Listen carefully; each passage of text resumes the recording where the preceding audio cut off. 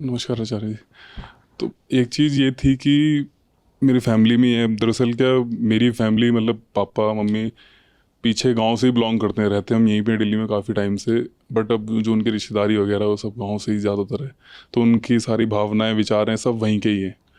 तो अभी मैं शादीशुदा हूँ, मेरी वाइफ कुछ दिन के लिए गई थी अपने घर पे, तो मम्मी खाना नहीं बना पाती ज़्यादा, तो मैं बना रहा था।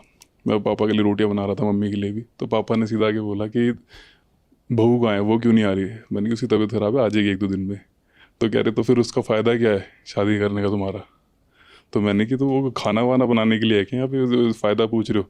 मैंने कि अगर ऐसे आप उसका फ़ायदा पूछ रहे हो तो फिर तो मेरा भी कोई फ़ायदा होगा, मेरे से क्या फ़ायदा आपको। तो कह रही ये कैसी बातें कर रहे हो। मैंने कि फिर भाई से क्या फ़ायदा है आपको, मम्मी से क्या फ़ायदा है। मैंने कहा तो फिर पापा आप कहते हो प्रेम के रिश्ते होने चाहिए, तो लालच के रिश्ते हुए, तो फिर आप, फिर वहाँ फिर उनका जवाब देना ही नहीं बना फिर। ये बातें बहुत गहरी हैं क्या? बहुत ज़ाहिर बातें होती हैं ना, पर तब भी हमें दिखाई नहीं देती।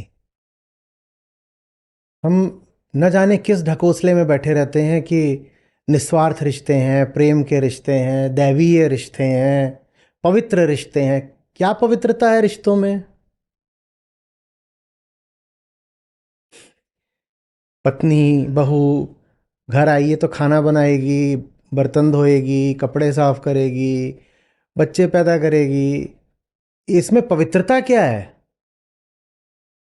तो क्या बताते हो कि शादी का पवित्र बंधन? अगर यही सब है तो पवित्र क्या है इसमें फिर?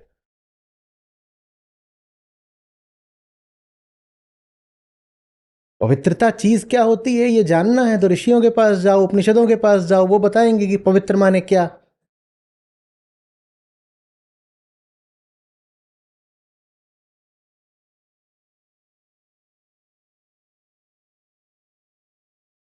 अभी हमने क्या बोला था? पवित्र मिह विद्या। ज्ञान ही है जो पवित्र करता है। ज्ञान जैसा नहीं, ज्ञानेन सदृशम पवित्रमिह विद्यते। ये जाकर के पूछो ना, ज्ञान है पवित्र। ये थोड़ी है कि बर्तन मांजना पवित्र हो गया।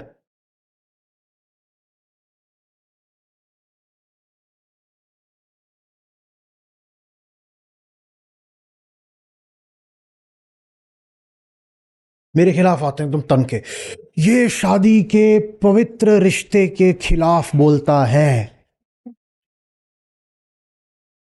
नहीं,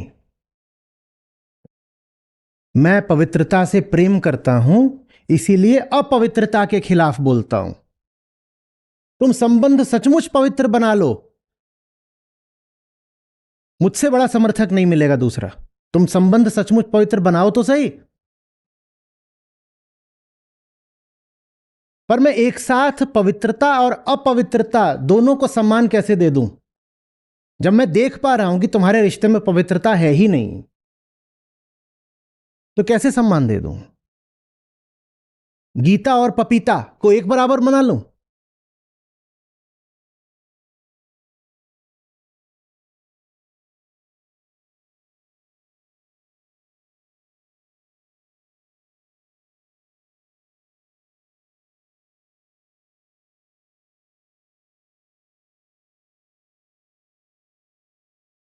मैं कॉलेजों में पहले 10 साल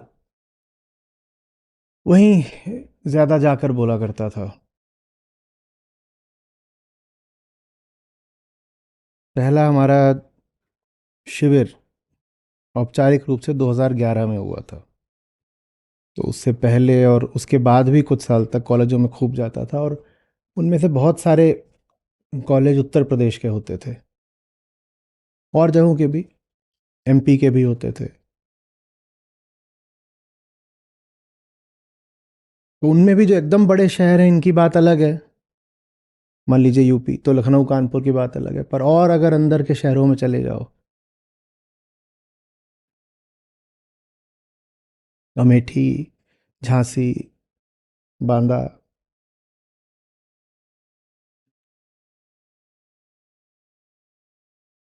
लड़कियां बैठी होती थी। अब ये कॉलेज की लड़कियां हैं, मैं बोल रहा हूँ, वहाँ बैठी हुई हैं लड़कियां सुनने के लिए, कॉलेज की लड़कियां हैं। और मैं कहूँ ये 5वीं में पढ़ती है क्या, वो इतनी छोटी सी,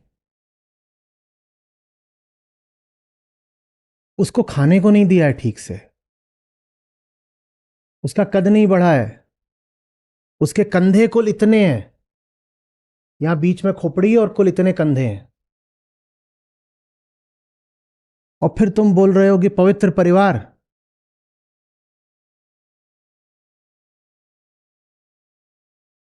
ये पवित्रता है तुम्हारी? और ऐसा नहीं कि घर में खाने की इतनी किल्लत है, भाइयों को मिलता है खाने को।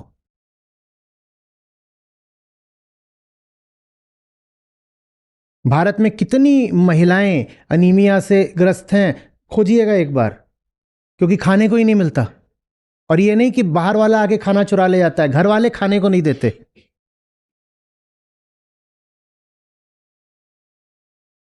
और तुम पवित्र पवित्र का राग अलाप रहे हो।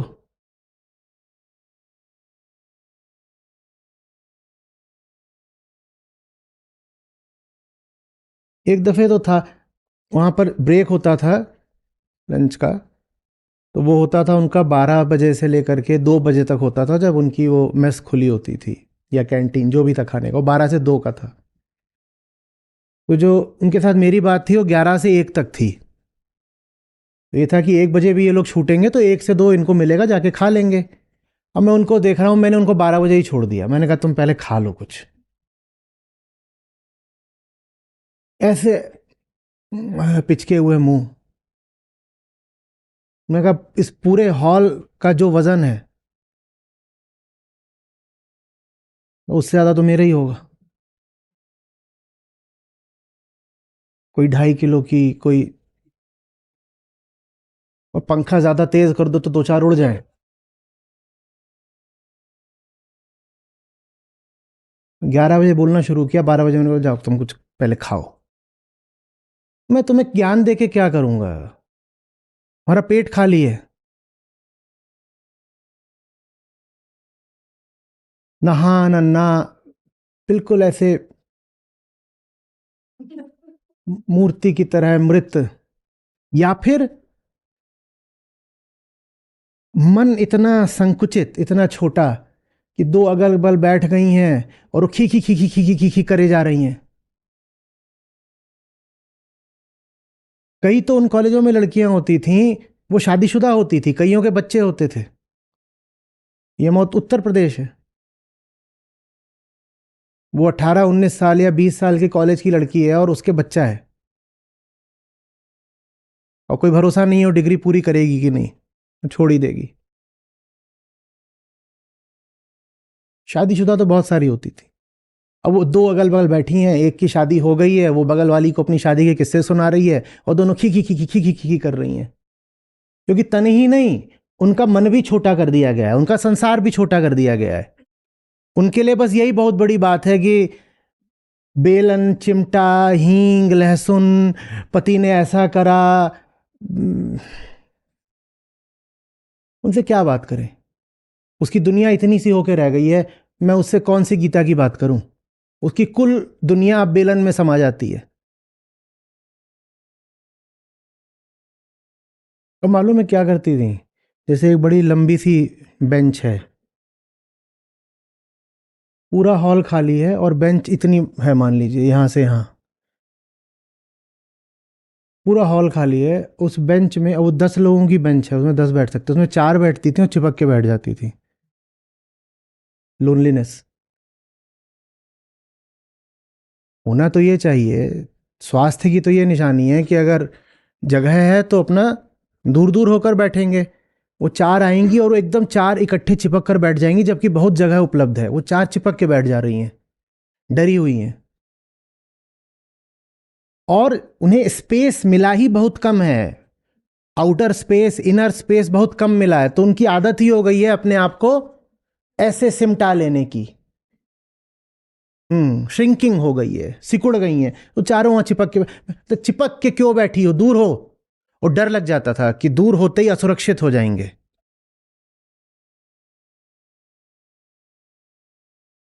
दूर होने का मतलब होता है अब इंडिविजुअल हो गए ना, इंडिविजुअलिटी तो सिखाई नहीं जाती।